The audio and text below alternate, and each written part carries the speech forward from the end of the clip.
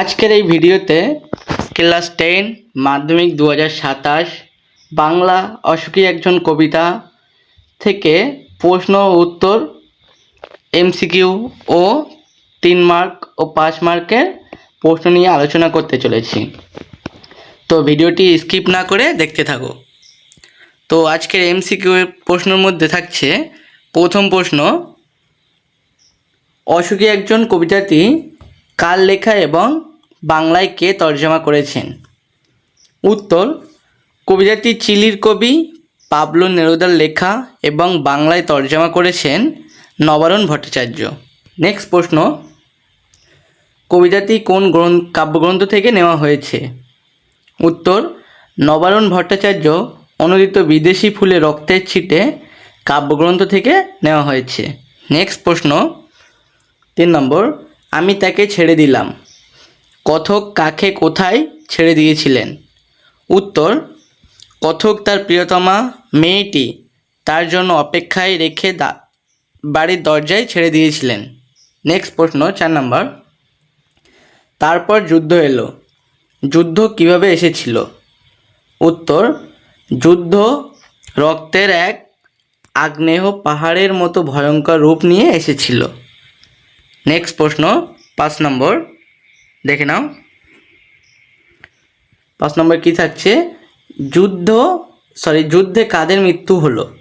উত্তর, ভয়ঙ্কর যুদ্ধে শিশু আর বাড়িরা খুন হলো, অর্থাৎ সাধারণ নিরীহ মানুষ ও শিশুদের মৃত্যু হলো। নেক্সট প্রশ্ন 6 নম্বর, সব চূর্ণ হয়ে গেল, জ্বলে গেল আগুনে, কি কি চূর্ণ হয়ে গিয়েছিল?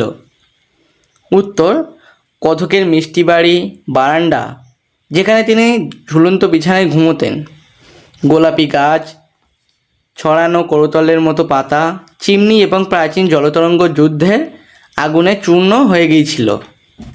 নেক্সট প্রশ্ন 7 নম্বর, সেই মেয়েটির মৃত্যু হলো না, কেন মেয়েটির মৃত্যু হলো না? উত্তর, মেয়েটি হলো ভালোবাসার প্রতীক, যুদ্ধের মতো ভয়ঙ্কর ধ্বংসলীলা পার্থিব সব কিছু ধ্বংস করতে পারলেও মানুষের শাশ্বত ভালোবাসা ও অনন্ত অপেক্ষাকে ধ্বংস করতে পারে না, তাই মেয়েটির মৃত্যু হলো না। নেক্সট প্রশ্ন 8 নম্বর, অসুখী একজন কবিতায় অসুখী কে? উত্তর দেখে নাও, কবিতায় অসুখী হলো সেই মেয়েটি যে তার প্রিয়জনের ফিরে আশায় অনন্তকাল ধরে দরজায় অপেক্ষা করে আছে। এইগুলো MCQ very very important. Next তোমাদের 3 মার্কের প্রশ্ন, যেগুলো ভেরি ভেরি ইম্পর্টেন্ট সেগুলোই রেখেছি, স্কিপ না করে দেখতে থাকো। তো 3 মার্কের প্রশ্ন, প্রথম, সেই মেয়েটির মৃত্যু হলো না, কোন মেয়েটির কথা বলা হয়েছে? তার মৃত্যু হলো না কেন? উত্তর, চিলির নোবেলজয়ী কবি পাবলো নেরুদা রচিত এবং নবারুণ ভট্টাচার্য অনুদিত অসুখী একজন কবিতায় কথক যাকে দরজায় অপেক্ষায় রেখে বহু দূরে চলে গিয়েছিলেন, এখানে সেই মেয়েটির কথা বলা হয়েছে। নেক্সট, মৃত্যু না হওয়ার কারণ।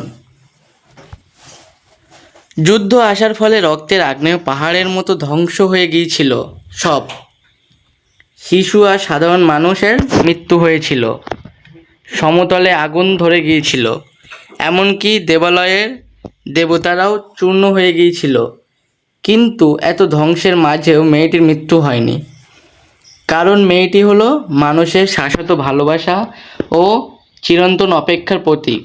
যুদ্ধ মানুষের ঘরবাড়ি, সভ্যতা বা প্রাণ কেড়ে নিতে পারে, কিন্তু মানুষের হৃদয়ের অকৃত্রিম ভালোবাসাকে ধ্বংস করতে পারে না।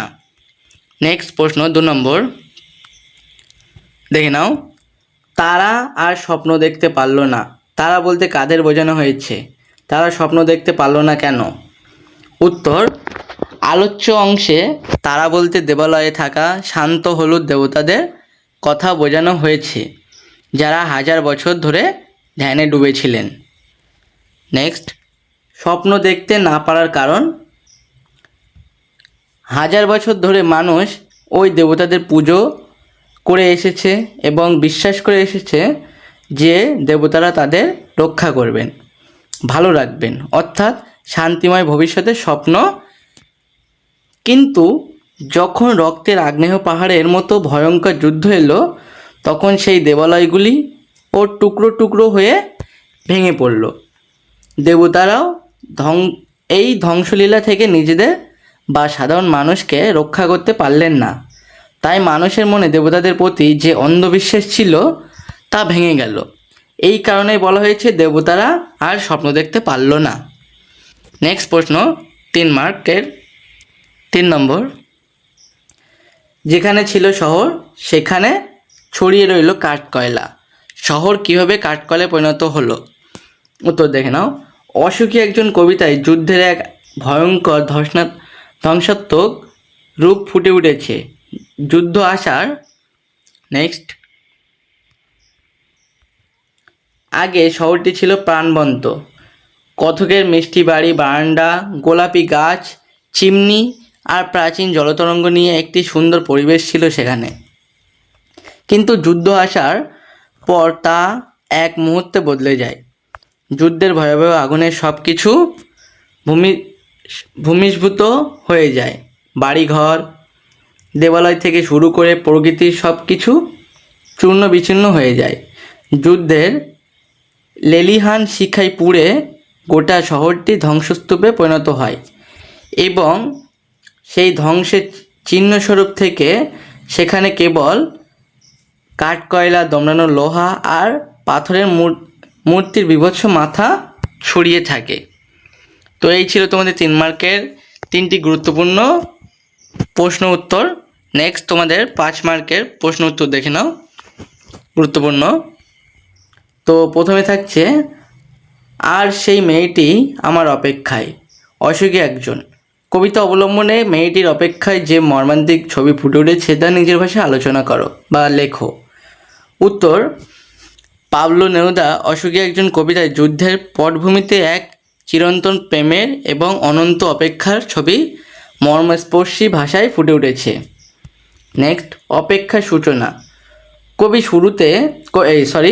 কবিতার শুরুতে আমরা দেখি কথক তার প্রিয়তমা মেয়েটিকে বাড়ির দরজায় দাঁড় করিয়ে রেখে বহু দূরে চলে যান। মেয়েটি জানতো না যে কথক আর কখনো ফিরে আসবেন না। প্রিয় মানুষটি ফিরে আসার আশায় তার অপেক্ষা শুরু হয়। নেক্সট, সময়ের প্রবহমানতা। মেয়েটির অপেক্ষার প্রহর দীর্ঘ থেকে দীর্ঘতর হয়। দিনের পর দিন, বছরের পর বছর কেটে যায়। বৃষ্টির জলে কথকের পায়ের দাগ ধুয়ে যায়। যেখানে ঘাস জন্মায়, প্রকৃতি তার নিজস্ব নিয়মে বদলাতে থাকে, কিন্তু মেয়েটির অপেক্ষার কোনো শেষ হয় না। নেক্সট, যুদ্ধের ধ্বংসলীলা ও অটুট ভালোবাসা। উত্তর, এরপর আসে ভয়ঙ্কর যুদ্ধ, যা রক্তের এক আগ্নেয় পাহাড়ের মতো সব কিছু ধ্বংস করে দেয়। শিশু ও বাড়িরা খুন হয়, সমতলে আগুন ধরে যায়, দেবালয় ভেঙে পড়ে, কথকের ফেলে আসা সুন্দর বাড়ি এবং শহরের সব কিছুই পুড়ে ছাই হয়ে যায়।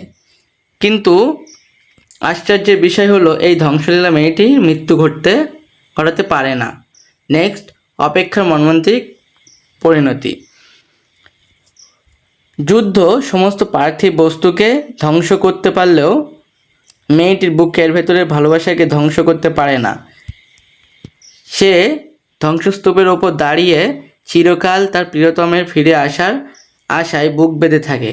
অনন্তকাল ধরে এই প্রিয়জনের জন্য প্রহর গোনা এবং তার এই বেদনাময় অপেক্ষায় কবিতায় অনন্ত মর্মান্তিক হয়ে উঠেছে।